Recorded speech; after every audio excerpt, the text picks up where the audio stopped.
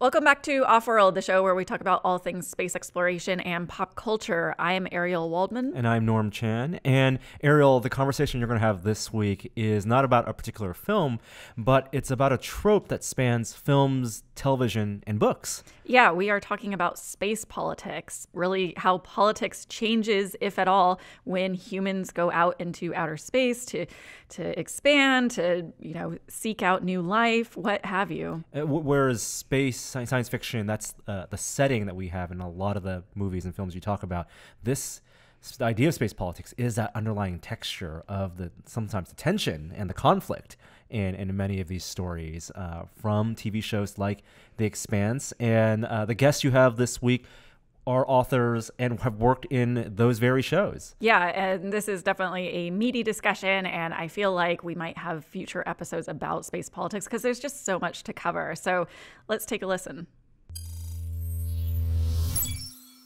So today, joining me, I have Annalee Newitz, a sci-fi and nonfiction author whose latest book is Autonomous, and Nick Farmer, a novelist and linguist and creator of the Belter language in The Expanse. Thank you both so much for joining. Yeah, thanks. Thank you for having us. So we're talking about the trope of space politics. This is something that I feel more and more, and especially with The Expanse, politics in space is coming up, and we're seeing it play out even more in real life a bit.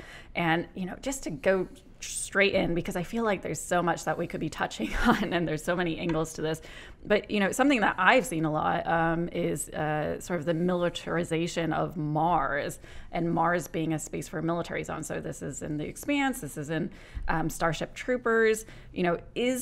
Is that a common trope, like having militaries on Mars? Are there other sort of governments or sort of things that you often see take place in science fiction for Mars? It's interesting because I think it's true that right now we're seeing, a trope of Mars being militarized, which of course Mars is the god of, war. So Exactly. That kind of makes sense. But actually, for me, like one of the science fiction stories that got me into the genre was the Martian Chronicles by Ray Bradbury, which he wrote back in the 50s. It's a collection of short stories.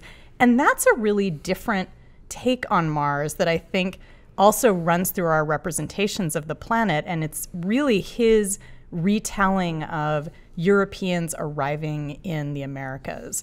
And these are stories where there's already indigenous Martians, and humans come and destroy their environment and scatter the people that are there. And it's all about how do you recover from that, and what does the planet do in the wake of that kind of a disaster. And so I think we kind of trade off when we think about Mars, thinking about these questions of militarization, but also colonization.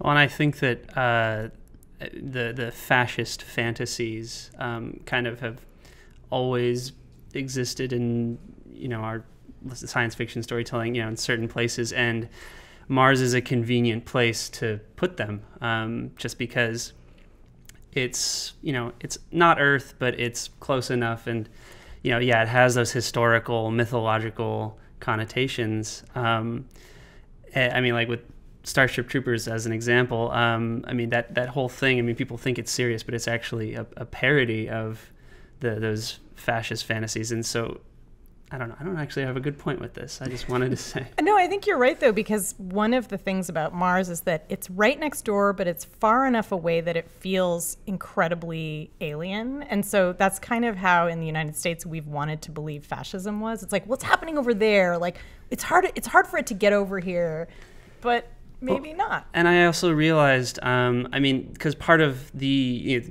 trope of the, like Spartan training of, like you put everybody on like this harsh environment. It was also in Dune, where, you go through this rigorous environment, and that produces super soldiers. And well, Mars is the closest thing we have nearby that would be this crazy rigorous environment. So obviously only the strong will survive, and they will be like the best soldiers. Mm-hmm.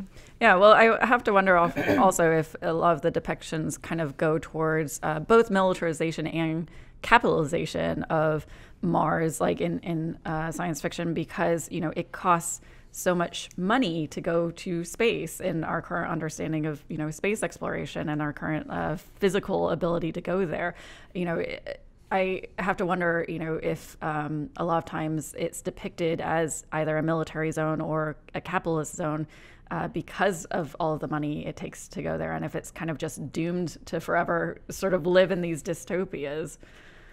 I mean, maybe so. It's funny because, of course, capitalism and the military kind of go together, especially when you're in kind of the early stages of occupying a space.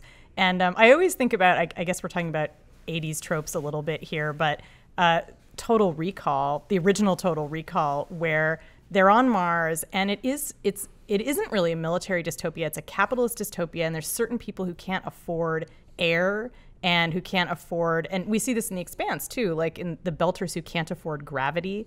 And it's this idea that, yeah, it's a harsh environment. Maybe it'll produce super soldiers, or maybe it will produce incredibly vulnerable populations who are kind of starving and starving for things that we don't starve for on Earth, like water and oxygen. Although water we're going to start needing on Earth too. We're starting to become Mars, maybe. Yeah, I mean, so I guess a question I have is, in your personal views, if utopias and even slightly less than utopias like democracies are kind of just not things that seemingly will work when we think about the expansion of humans across the solar system, or in some science fiction, the galaxy, and people being distributed. And especially in The Expanse, we see them distributed not only by distance, but obviously by gravity wells, and Belters not being able to come back to Earth without it being incredibly painful and things of that nature.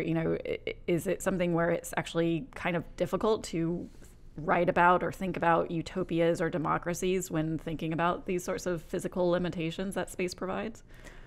Well, I think there's people are always saying science fiction is written for our time, and I think that when you're talking about space politics, you can either go with that like, okay, this is all a comment about what's going on now, or you can kind of take the tack of, all right, let's have a thought experiment about what really can be going on. And I think for most of history, it has been the former of like, okay, what's our concern? Our concern is the Vietnam War, so we're going to talk about colonization. We're going to talk about the effects of on the psychology of the soldiers, or like is it the rampant capitalism? Okay, that's what we're going to be concerned with. And once you kind of realize that is maybe what is going on, it kind of puts a perspective on things. I think a lot of the times people aren't always super concerned with what do we think actually is going to be the kinds of things that we're considering. I think The Expanse may be a bit more than others because it is like very near future. It doesn't necessarily have like a strong ideological bent of like, okay, we're going to, show the dangers of fascism or the dangers of capitalism or the dangers of communism or anything like that. And so that kind of allows you to tangle with those issues of, okay, like what are the resources that are important and what would society be like? And, I don't want to give a plug for the show that I'm working on, but I think that do a pretty good job thinking about that. Yeah, well, let's talk about things that are your personal favorite depictions, or things that get into some meaty areas that you've personally enjoyed. What are some depictions, across books, TV, movie, what have you, that, I don't know, that just kind of delight you in terms of what they depict about space politics?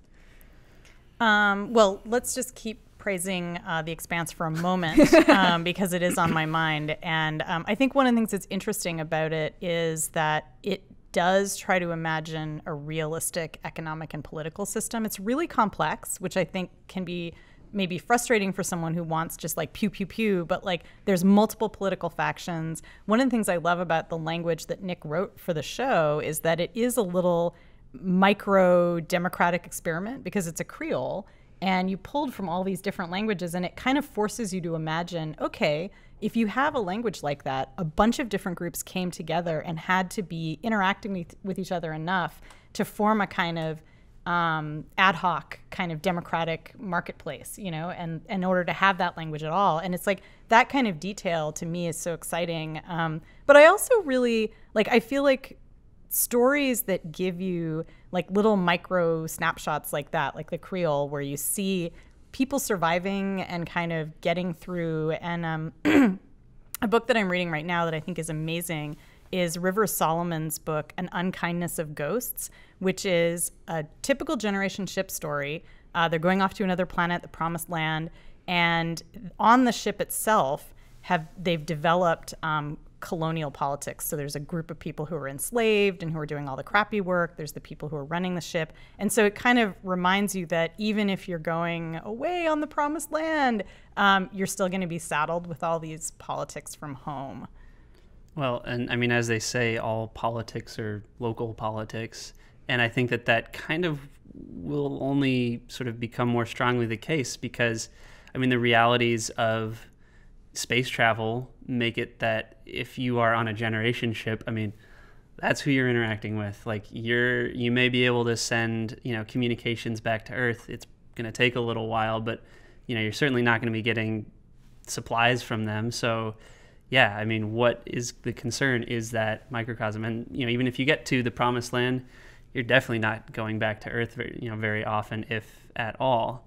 And so I think that's actually one of the things that I find problematic with a lot of the sci-fi depictions of interstellar empires or federations or whatever you want to have it, because they sort of forget about this, universal speed limit and relativity. And it's like, how are you going to actually have interstellar politics? I mean, how would that work? Like, even if you're traveling close to the speed of light, you may not see your representatives on the capital planet, and they're not going to see you for 10 years. Yeah. So to your point, you're talking about the speed of light and how, for instance, I think our distance at Earth to the center of our galaxy is something like 26,000 light years, something on that magnitude away. And so even if you have communication at the speed of light, it would be hard to have a distributed government that's, dealing with different communication delays and everything, and they can't be at the center of everything all the time.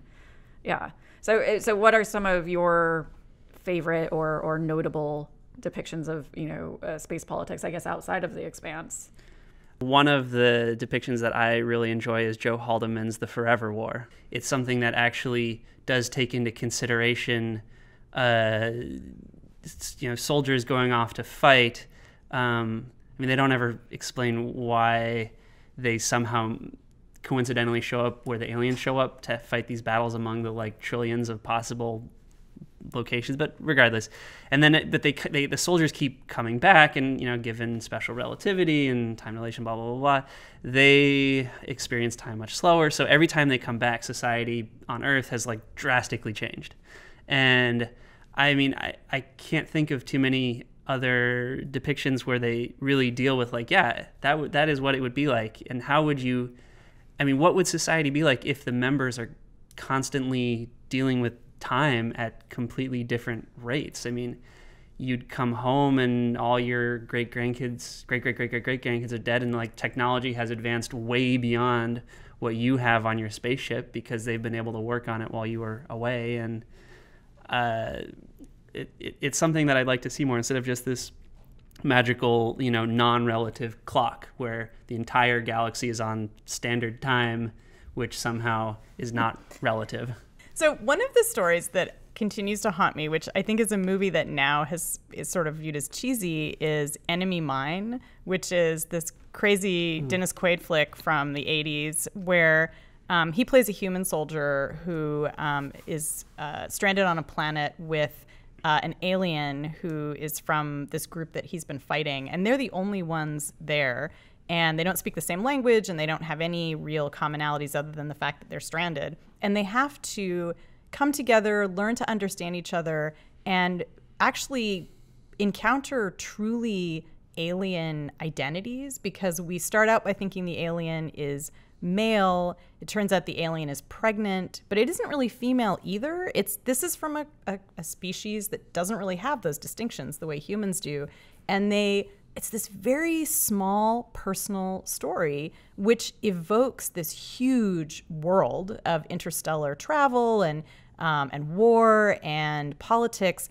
But because we hone in on this single meeting that takes place over years. Like they're stranded there for ages, and he winds up raising the child of the alien. And it's such a great personal story. And I feel like we're missing that in a lot of our science fiction, like stories that like give you a super personal tale, but also manage to evoke this backdrop at the same time that gives you a sense of like, yeah, we're in the middle of a space opera, but like we're just in this one small story, which is why, okay, I totally want to have like Jane Austen in the Dune universe. Like what is happening in the drawing rooms of the Dune universe? It's like, all right, Paul is taking drugs and like learning how to ride worms, but like somebody is just trying to like marry off her daughters, and like what's happening there?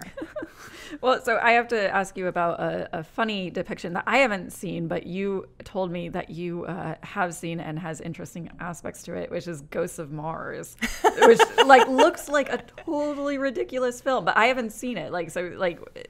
Like you said, it has weird social aspects to it, or it has everything. Ghosts of Mars has everything. It has Ice Cube in it. It has Ice Cube, which is automatically amazing. And it is a horror movie. It's John Carpenter, and there is a female-dominated military that is, I guess, maybe that's everywhere, but they're on Mars, and it's just like 100% like lesbian military, which is already great. Of course, that would happen in the future, obviously. Well, and I think one of your novels has like a female army like aspect to it, or female warriors. Yeah. Are they all like hot lesbians on a train on Mars? Because that's like the ultimate. No, it's it's realistic, right? Right. I know. I mean, the later Dune books, the God Emperor of Dune, he's got an all-female army. Mm-hmm. I mean, for it obvious reasons. It's delightful, and so and like Natasha Henstridge is like a domineering like lesbian military lady. Anyway, in Ghosts of Mars, but they're like fighting this kind of Burning Man-esque group of humans / Martians that are attacking a base. They're also building trains on Mars. Like, basically, I feel like John Carpenter was like, everything that's weird, put it in a bottle, shake it up, and just toss it on Mars. And so it is completely unrealistic, but the thing that I love about it is that it does deal with these it manages like beneath the cheesiness and beneath the kind of silly fun. It really does deal with a lot of interesting social issues about how do you colonize a planet, and what do you do if it turns out that there's either an indigenous group there or an earlier group of humans maybe who've kind of acclimated and changed their culture, and now you come along and you're like, well, we're going to bring our lesbian military and our trains in here, and this is how it's going to be. And the Burning Man people on Mars are like, no, we want to like have whatever they want to have, tents and lots of psychedelics or something like that. Yeah, and well, this is something that I found sort of frustrating about the current state of what we're exposed to with science fiction and pop culture is there's all this focus on colonization and not a lot on like just migration and things that just don't go into colonial issues and all the stuff that's wrapped up in it. I mean, I know that, we're drawing from life, but it's one of those things that then gets perpetuated, I feel like, by, space billionaires and people getting involved in spaces, because we're just exposed to these narratives about colonization instead of like migration. This is like, you and I were talking about this before, I think, and my question is, can you actually have a narrative about migration that isn't about colonization? Because even if say you have the classic sci-fi trope of like, we're all going to get on a ship and go to an M-class planet, which is what they have in Star Trek all the time. It's like, we found an M-class planet. It's got oxygen. So the idea is that you'll find a planet with an atmosphere that we can breathe and an ecosystem that we can interact with that's going to give us like food or whatever, right? How is it that kind of ecosystem develops with a niche for humans, but yet there's nothing in that ecosystem that is a competitor with us? Like, even if we just land there, we're displacing an already existing creature in that ecosystem and taking it over and maybe driving that creature out. Maybe it's not what we would consider to be awesome enough to be human equivalent. Maybe it's like short and fuzzy and doesn't have language, but we're still, even if we're not, directly coming in and oppressing some civilization, we're still altering the ecosystem. We're possibly throwing it out of balance. We're just, like I said, we're displacing the local life. So again, of course, that's different from like Darth Vader coming to a planet and just blowing it up. But like, there is this kind of continuum where migration is always going to involve some kind of disturbance. I mean, that's kind of what the Europa report is about. Like, what if we get there and there's like sentient squids? Yeah. Well, that's one of the other stories that I wanted to bring up was Hyperion by Dan Simmons. And spoiler alert, because it's not like immediately obvious from Hyperion. The backstory to all of this is that there's this struggle between groups of people who just want to go in and terraform these places and to make them suitable to human, life as human as we are now. And then there's another group of people who want to find ways to adapt ourselves in order to best fit into the ecosystems that we find. And I mean, I think that's the discussion there kind of comes from all the things that we're thinking about in terms of our own environmentalism and so on and so forth.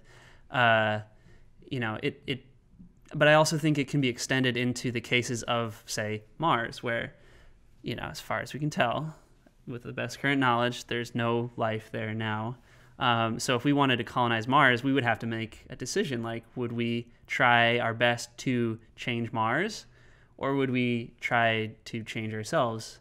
And I mean, currently, all the plans that I've seen are all about changing Mars. Nobody's talking about, genetically engineering people to be better adapted to living, on a planet with 1/3 the gravity and no atmosphere and, no protection from radiation.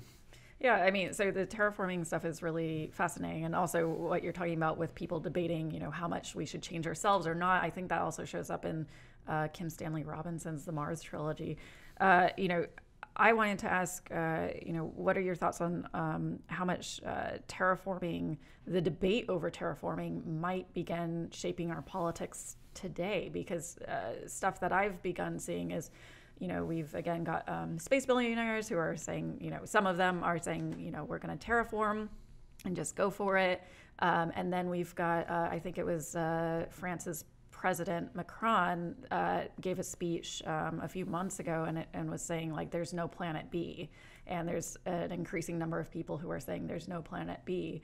And I guess I'm curious about, just, how much this thing of space politics is actually something we're already living with, where people are going to begin debating terraforming, and that's actually going to shape, who we like and who we follow in politics based on their sort of notions on if we should be adjusting ourselves or adjusting other planets, or if we should just stick to Earth. Well, I think we're kind of in that debate already around geoengineering on Earth. That's already becoming a political discussion, and even things like land management. How do we handle agriculture? How do we respond here in California where the entire state is on fire? Like, what do we do to change our practices on Earth to prevent things like that from happening? So I think you're right that it's already part of our politics. And I think the more that we're able to manipulate our environment in a way that we want, instead of just like randomly throwing smoke in the air and being like, oh my God, we had climate change. Like, now that we're kind of aware of what we're doing and we may be able to intervene in more productive ways, I think that is going to be a huge political issue. And it's going to be an international issue where, well, if we decide to do one kind of geoengineering project and China decides to do a different kind, does that lead to war? Does that lead to, weird weather happening over China because we're like, well, who cares about them? We're getting great weather over here. Sorry that you guys are now a desert. So I think that those kinds of politics around environmental interventions on Earth are going to extend into space. And we're going to have those same discussions about, like, should we transform the surface of Mars? Is it worth it economically? Should we just mine the shit out of it? Or is that okay? Yeah, it's fine. Should we just mine the crap out of it? Yeah. And just like, who cares? Or should we really try to live sustainably there? And I think right now, everybody just wants to mine the crap out of everything because they're like, how can we just get as many resources as we can? And that's going to have to change. Yeah, I mean, I think, well, plug for one of my own stories. I wrote story about actually colonizing Venus, and that the impetus for colonizing Venus was that it has this atmosphere full of carbon, which in my conceit is that carbon is the most valuable resource in the future because you can use it to make graphene, and graphene is a wonderful material that has tons of uses. Anyway, so that is the reason that people go there and then decide to terraform Venus, not even because they necessarily want to get a planet to live on, but they want to pull all the carbon out of the atmosphere, and as a side benefit, then you get a planet that you can live on. And I think it's a good idea. I mean, I wrote a story about it, but that's how Europeans colonized the Americas, right? They Yeah. raised money from their governments by saying, hey, we're going to get gold. And the British were just too late, right? The Spanish were like, we got all the gold. We went down to like South America and Central America. And then the British came to North America and they're like, we think there might be rocks. Yeah, well, this gets into my final question for both of you is, what things would you like to see more of in science fiction exploring that you feel like is kind of an underserved or under sort of storified area of space politics? I know you were talking about the Jane Austen parts, and that's pretty cool. Is there anything else, or?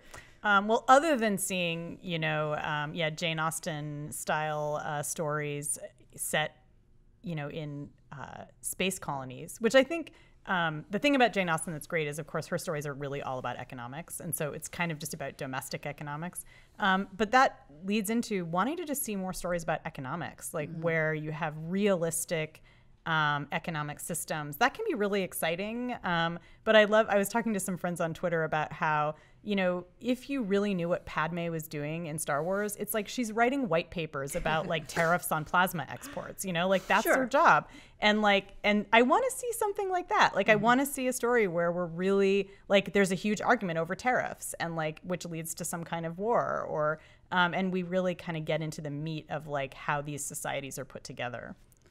I guess for me, I think that something that's missing from the discussion is this idea that as soon as we move beyond our own solar system, however long that takes, we're not really, we're not creating now a interconnected society in the way that, through most of at least recent human history we've had.